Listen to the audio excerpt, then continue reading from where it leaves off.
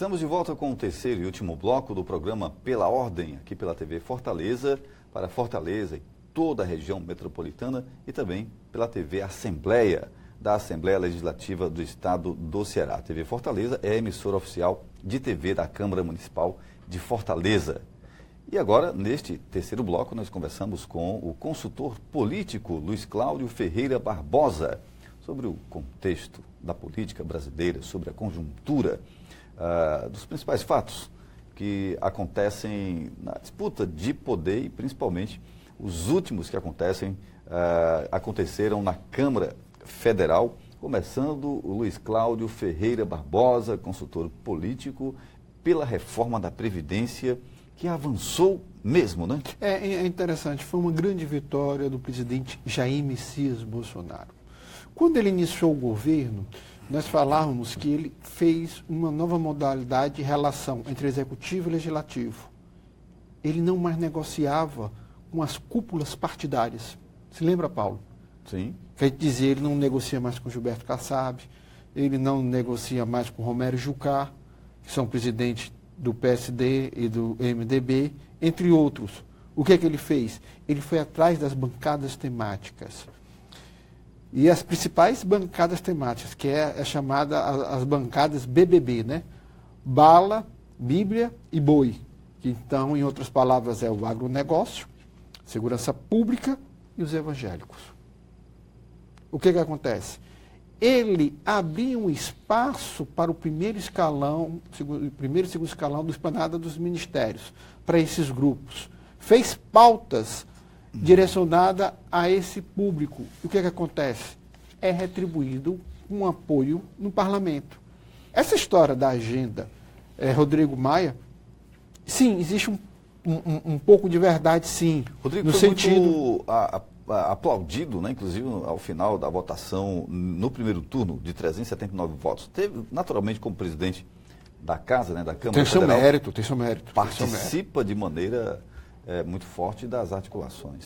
Mas é muito mais um processo inflamado pelas mídias tradicionais, televisão, rádio, jornais, do que simplesmente um fato real. A grande realidade é o seguinte: o presidente Jair Messias Bolsonaro, ele reinventou o presidencialismo de coalizão.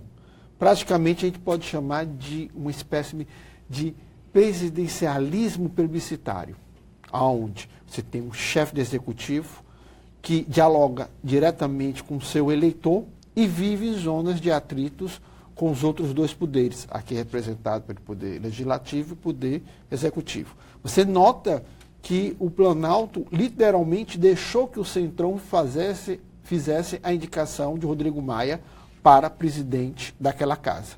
Ele só interferiu na eleição do presidente do Senado porque eles estavam temerosos com a figura de Renan Calheiros, que era o Davi Alcolumbre. Então, o que acontece na minha avaliação?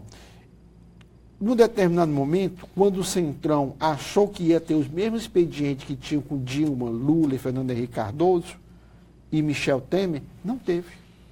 O presidente não negociou. Não abriu o ministério, não entregou Petrobras, não entregou o BNDES. Agora tem uma observação feita, inclusive estampada nos principais veículos de comunicação do país, tanto televisivos como na mídia digital, é de que o presidente teria liberado 1,5 bilhões em emendas parlamentares em 2 dias, justamente nos dias anteriores à aprovação do texto da reforma, da proposta de emenda à Constituição, da reforma da Previdência. Que daria aproximadamente durante o... É uma bela coincidência, né? Não, mas é legítima. Ela talvez não seja... Não é legal. Ela não é legal, ela é legítima. Legal. Talvez ela não condiz com hoje o que seria uma relação mais saudável entre executivo e legislativo. Mas é um ponto inicial. Quando Jair Messias Bolsonaro entra em zonas de atrito com o Centrão, na figura de Rodrigo Maia, o que acontece na minha avaliação? Ele joga a população em uma grande manifestação. Isso, de alguma maneira, aterroriza os parlamentares. Num segundo momento, outra parcela da população já vai sair nas ruas em defesa de Sérgio Moro. Isso acendeu um sinal amarelo entre os parlamentares. Agora é interessante, ele, na figura própria do chefe do executivo, ele entra em atrito com o legislativo, mas terceiriza a relação. Quem é a relação? Paulo Guedes, o secretário da Previdência Social, Rogério Marinho, tá certo? E o próprio presidente do Congresso, Rodrigo Maia. E tendo como quarta pessoa, nada mais, nada menos que Onyx. Só que há um detalhe, há um quinto elemento aí, Paulo, que é o mercado financeiro. A partir do momento em que o agronegócio, que hoje tem um percentual de participação muito grande, que outrora era característico do setor industrial, né, Paulo?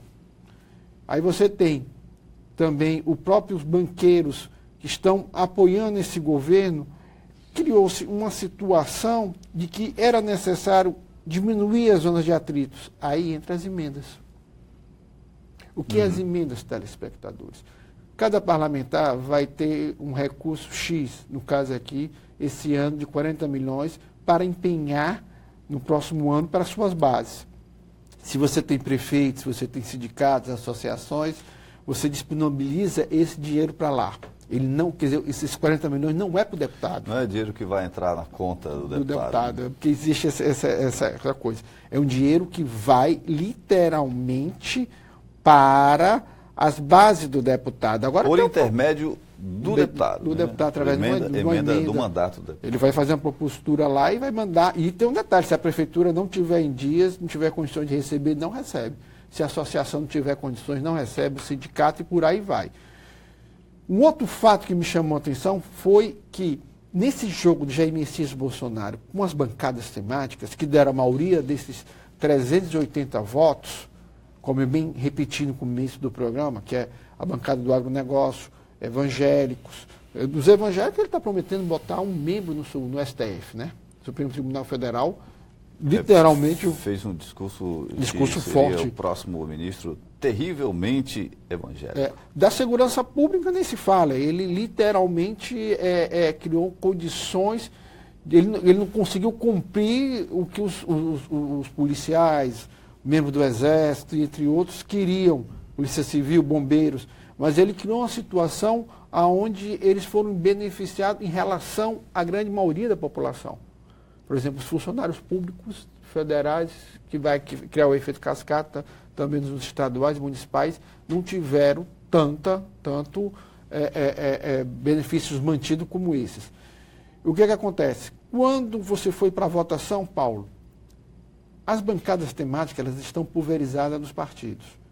Mas é interessante, como ela não está presente no PT, o PT votou totalmente contra a reforma da Previdência. O PCdoB também. O PSOL também. O PDT teve Mas aí que está a questão.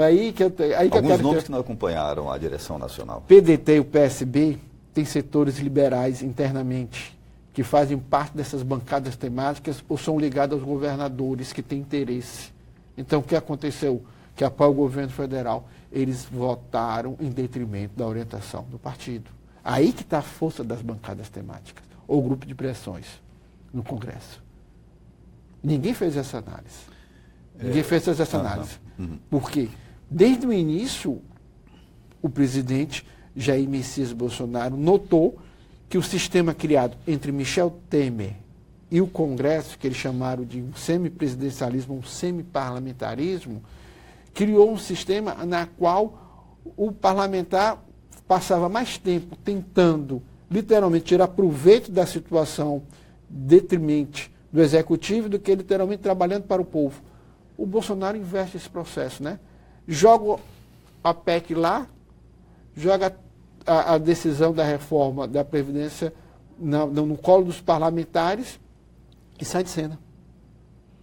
É a partir do momento em que a pressão popular foi tão forte que, pela primeira vez, você vê, depois da Constituinte, parlamentares trabalhando para o interesse da população em relação aos mandatos anteriores. E o mais interessante, o Senado agora tem o interesse de ter a primazia de fazer a reforma tributária, que já tem comissões prontas, né, Paulo?